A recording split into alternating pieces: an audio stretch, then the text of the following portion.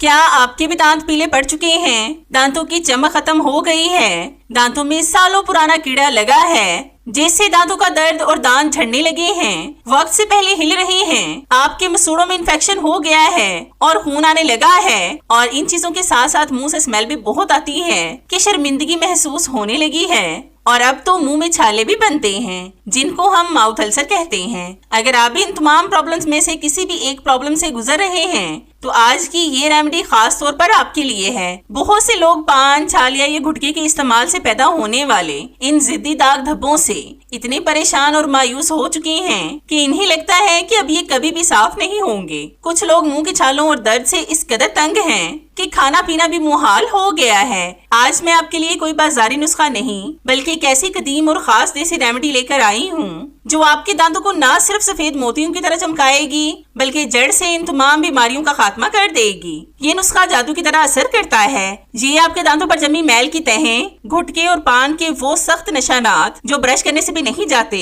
इन्हें चुटकियों में गायब कर देगा। इस रेमेडी का सबसे बड़ा फायदा ये है कि ये न सिर्फ आपके दांतों को मजबूत करती है बल्कि आपके पूरे मुंह की सेहत को बहाल करके आपकी सांसों को तरोताजा बना देती है। अब आपको तकलीफदा महंगे ट्रीटमेंट्स करवाने की जरूरत नहीं रहेगी। आज आपको वो देसी राज मिलेगा जो आपकी खोई हुई मुस्कुराहट और आपका एतमाद दोबारा लौटा देगा। इस अमल को गौर से देखिएगा क्योंकि इसका एक एक स्टेप बहुत ही ज्यादा कीमती है ताकि आप इस देसी रेमेडी को सही तरीके से बनाना सीख सकें। तो यहाँ पर मैंने 1 इंच के अदरक के टुकड़े को लेकर इसके छिलके उतार कर इसको कूट कर इसका रस निकाल लिया है। अब हम इसके अंदर डालेंगे 1 टीस्पून के करीब टूथपेस्ट। ये आप कोई सी भी ले सकते हैं जो आपके घर में मौजूद हो। टूथपेस्ट में ऐसे अज्जा शामिल होते हैं जो दांतों की ऊपरी सतह पर जमी हुई मैल और पीलेपन को आहिस्ता आहिस्ता खत्म करने में मदद करते हैं। टूथपेस्ट जरा स्लो वर्क करती है। ये रेमेडी आपके दांतों पर बहुत तेजी से असर करेगी। ये मसूड़ों की सूजन को कम करने में भी बेहद फायदेमंद है और दांतों को मजबूत भी करती है, जिससे खून आने की शिकायत भी दूर हो जाती है।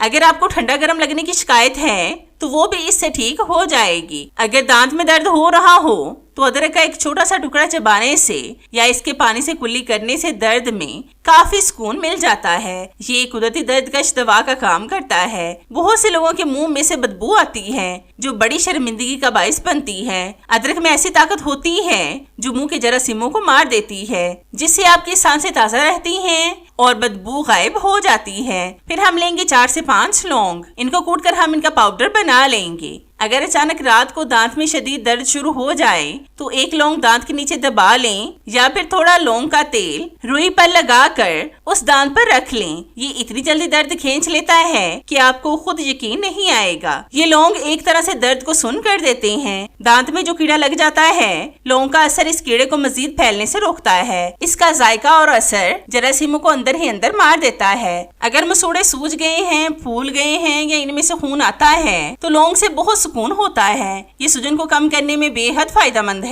लौंग भी मुंह की स्मेल को खत्म करने के लिए लाजवाब है। ये मुंह के जरासीमों का सफाया करता है और सांस को तरोताजा रखता है। फिर हम इसके अंदर डालेंगे थोड़ा सा नमक। नमक एक बहुत ही अच्छा क्लिंजर है। जब हम नमक को हल्के हाथ से दांतों पर मलते हैं तो ये दांतों पर जमी मैल और पिलाहट को रगड़ कर साफ कर देता है, जिससे दांतों में एक कुदरती चमक आती है। अक्सर मसूड़ों में सूजन हो जाती है या वो हिलना शुरू कर देते हैं। नीम गर्म पानी में चुटकी भर नमक डालकर गरारे करने से मसूड़े सख्त और मजबूत हो जाते हैं और इनसे खून आना बंद हो जाता है। नमक में खासियत है कि ये मुंह के अंदर मौजूद नुकसानदार जरासीमों को जिंदा नहीं रहने देता। जब जरासीम मर जाएंगे तो ना मुंह से बदबू आएगी और ना ही दांतों में कीड़ा जल्दी लगेगा। अगर दांतों में हल्की सी सनसनाहट हो या मसूड़ों में दर्द महसूस हो रहा हो तो नमक वाला पानी इस दर्द को कम करने में बहुत मुफीद है। ये एक तरह से मुंह की सफाई का सबसे सस्ता और आजमूदा तरीका है। फिर हम इसके अंदर डालेंगे 1 चुटकी के करीब हल्दी पाउडर। हल्दी में ऐसे कुदरती अज्जा होते हैं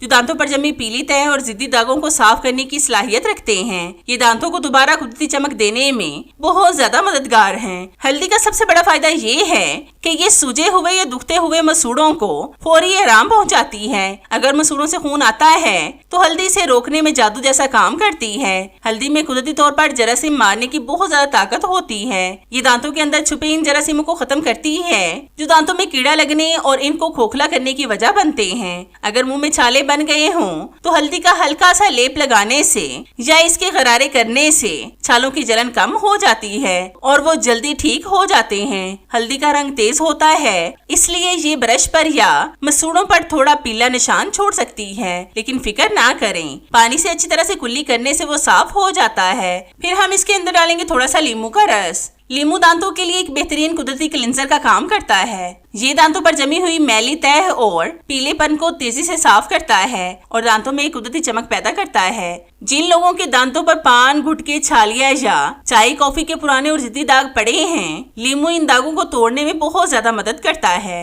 ये इन निशानात को हल्का करके दांतों को वापस सफेद बनाने की सलाहियत रखता है। नींबू के इस्तेमाल से मुंह के अंदर एक खास किस्म की ताजगी महसूस होती है।